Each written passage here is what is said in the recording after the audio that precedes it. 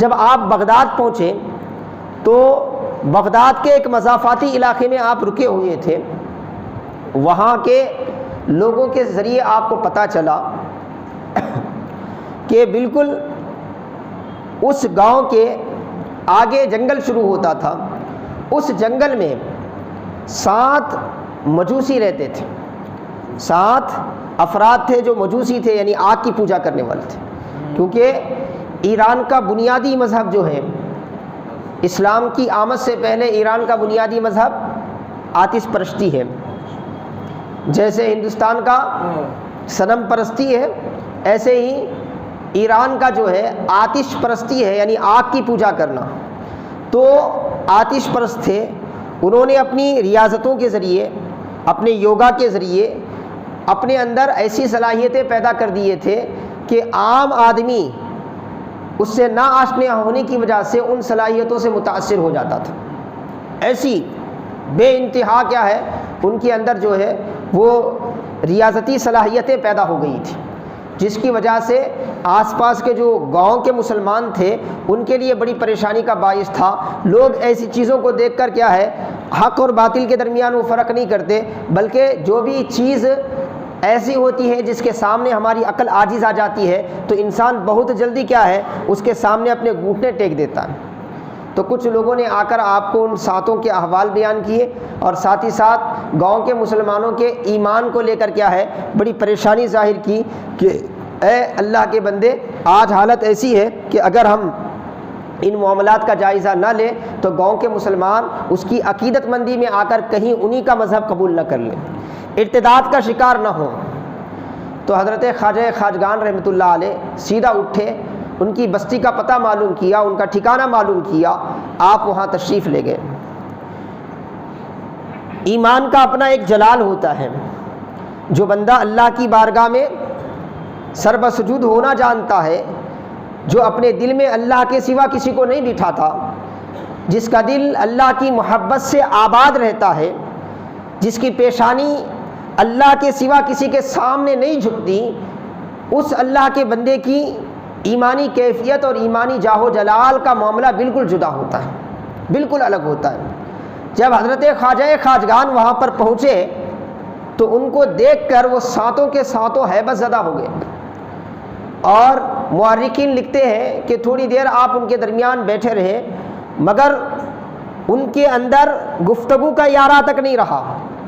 وہ جو اپنی ریاضتوں سے بڑے بڑوں کو متاثر کر رہے تھے، جن کے سامنے بڑے بڑے دانشور نہیں ٹھہر رہے تھے، بڑے بڑے دنیا کے نامور لوگ ان کے سامنے جا کر کیا ہے ان کی عقیدت میں آ جاتے تھے،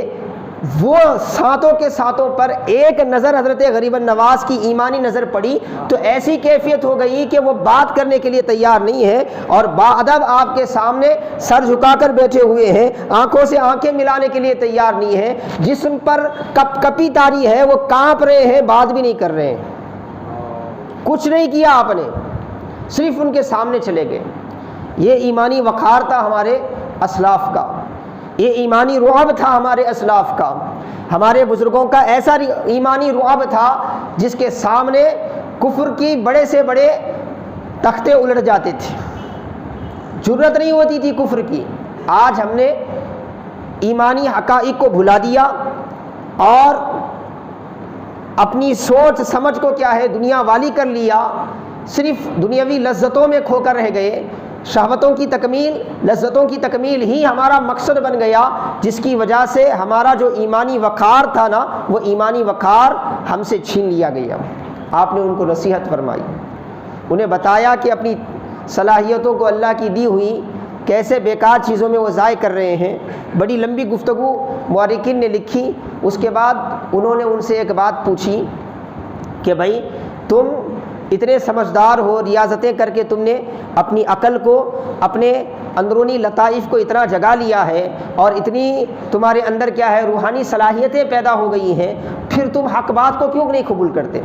تم کیوں آگ کی پوجا کرتے ہو اور آگ کو اپنا خدا کیوں مانتے ہو، اپنا معبود کیوں مانتے ہو؟ تو وہ کہنے لگے کہ بھئی یہ آگ ہی تو ہے جو جہنم میں جلانے والی ہے، ہم اب ہی اس کی عبادت کر کے اس کو منانا چاہتے ہیں تاکہ وہ جہنم میں نہ جلائے۔ ایسا ایک تصور آج بھی کیا ہے آتش پرستوں میں موجود ہے، جو آگ کو، اگنی کو مانتے ہیں نا، ان میں آج بھی ایسا ایک تصور موجود ہے۔ تو یہ تصور انہوں نے پیش کیا۔ تو حضرت غریب النواز رحمۃ اللہ علیہ حضرت ابراہیم علیہ السلام کی توحید کو دنیا کے سامنے پیش کرنے کے لیے نکلے تھے، محمد عربی صلی اللہ علیہ وسلم کی توحید کو دنیا کے سامنے پیش کرنے کے لیے نکلے تھے۔ آپ نے فرمایا ناممکن ہے، فرمایا تمہارا یہ جو تصور ہے نا بالکل غلط ہے، یہ ناممکن سی بات ہے، یہ محال بات ہے، کیونکہ آگ میں بذات خود جلانے کی صلاحیت نہیں ہے۔ آگ اسی وقت جلاتی ہے جب آگ کا پیدا کرنے والا اسے جلانے کا حکم دیتا ہے۔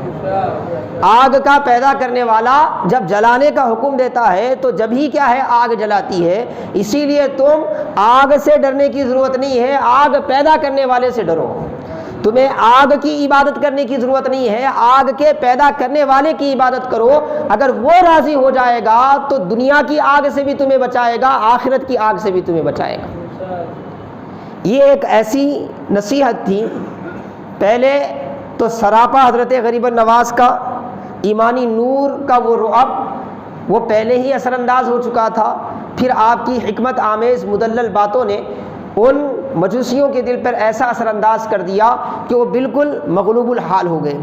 اس کے بعد حضرت غریب النواز نے انہیں مثال سمجھانے کے لیے آپ نے کیا کیا، سامنے جس آگ کی یہ پوجا کرتے تھے وہ آگ کا علاوہ جل رہا تھا، آپ نے اپنی لکڑی کے